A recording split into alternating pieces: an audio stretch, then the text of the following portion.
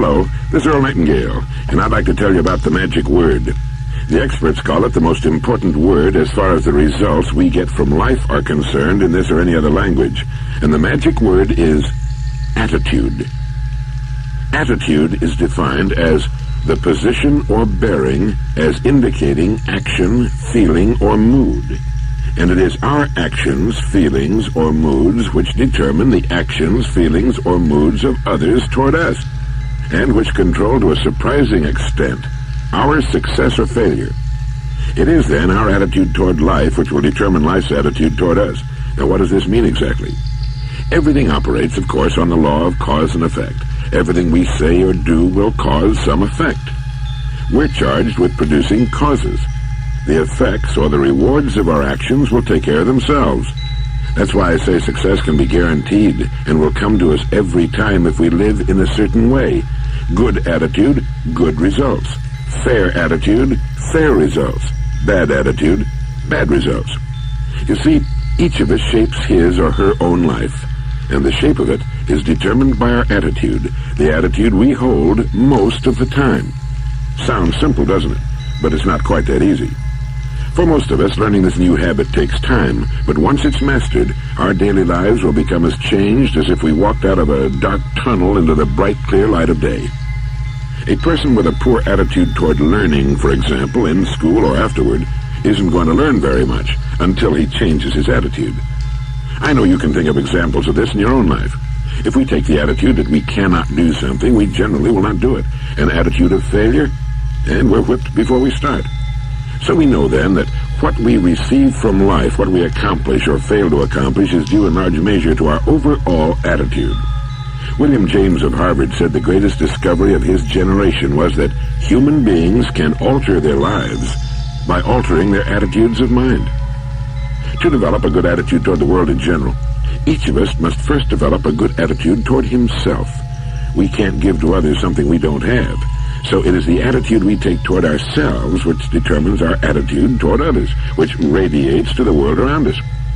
When you see someone with a poor attitude toward others, you can be sure he has a poor attitude toward himself. He doesn't like himself very much. He's unhappy about something. A happy person reflects his happiness in his attitude. A person with a poor attitude most of the time is unhappy and frustrated most of the time, and he's a human magnet for unpleasant experiences. When they come, as they must because of his attitude, they reinforce his poor attitude, thereby bringing more problems and so on. He becomes a self-generating, doom-fulfilling cycle. But for the man or woman with a good attitude, the same principle holds true in reverse.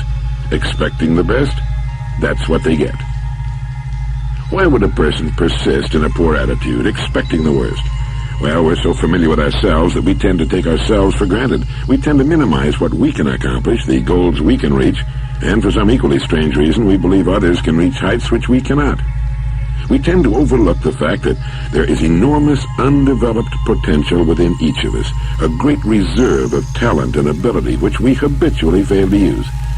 There are millions of human beings living narrow, darkened, frustrated lives, living defensively simply because they take a defensive, doubtful attitude toward themselves and, as a result, toward life in general.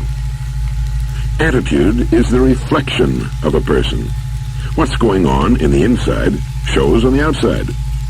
One's attitude is incalculably powerful. It can bring about marvelous results for us, but we must train it patiently, day by day. Now for just a minute, let's talk about people, successful people who go sailing through life from one success to another and who, when they occasionally fail at something, shrug it off and head right out again. No matter what a person does, wherever you find a person doing an outstanding job and getting outstanding results, you'll find a person with a good attitude. These people take the attitude toward themselves that they can accomplish what they set out to accomplish, that achievement is the natural order of things, that there's no good reason on earth why they can't be competent, successful. They have a healthy attitude toward themselves and, as a natural result, toward life and the things they want to accomplish. Because of this, they achieve some remarkable things and come to be called successful, outstanding, brilliant, lucky, and so on. They're quite frequently no more brilliant or talented than the majority of people by whom they're surrounded. But they have the right attitude. They find their accomplishments not too difficult simply because it seems so few others are really trying, really believe in themselves. Successful people come in all sizes, shapes, and colors, and in widely varying degrees of intelligence, background, and education. But they have one thing in common. They expect more good out of life than bad. They expect to succeed more often than they fail.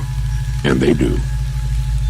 When you want something worthwhile, take the attitude that there are a lot more reasons why you can have it than why you can't. Set out to earn it, go after it, work at it, ask for it, and 9 times out of 10 you will get it. Now think about this. Our environment, the world we've created around us, is really a mirror of our attitudes. If we don't like our environment, we can change it by changing our attitudes. The world plays no favorites. It's impersonal. It doesn't care who succeeds and who fails, nor does it care whether we change or not. Our attitude toward life doesn't affect the world and the people in it nearly so much as it affects us. It would be impossible to even estimate the number of jobs which have been lost, promotions or good grades missed, sales not made, marriages ruined by poor attitudes. But you can number in the millions the jobs which are held though hated, the marriages which are tolerated but unhappy, the parents and children who fail to understand one another, all because of people who are waiting for the world and others to change toward them before they'll change, instead of being big enough and wise enough to at least make a test which will prove where most of the trouble lies, in poor attitudes.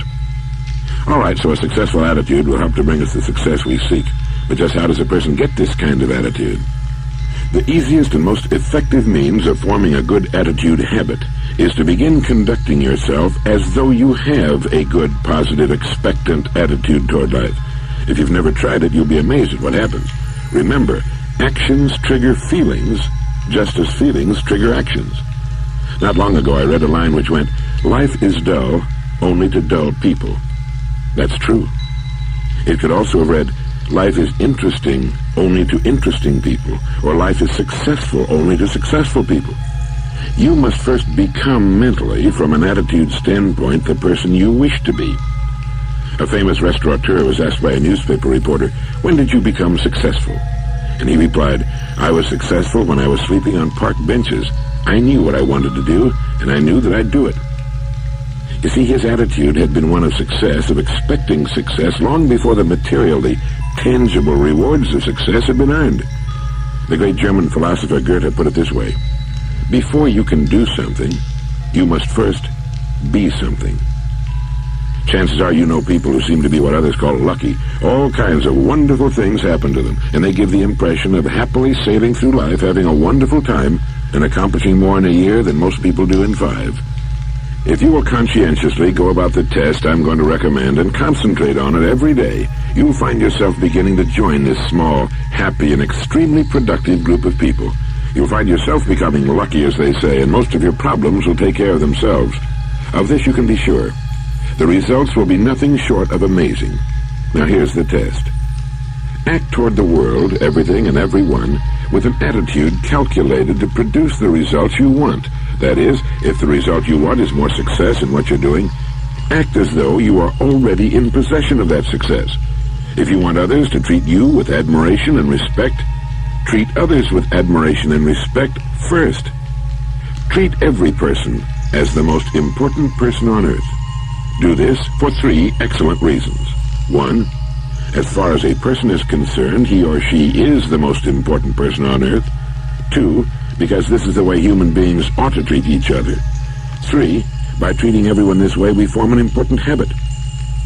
There's nothing in the world that men, women, and children want and need more than self-esteem, the feeling that they're important, that they're needed and respected.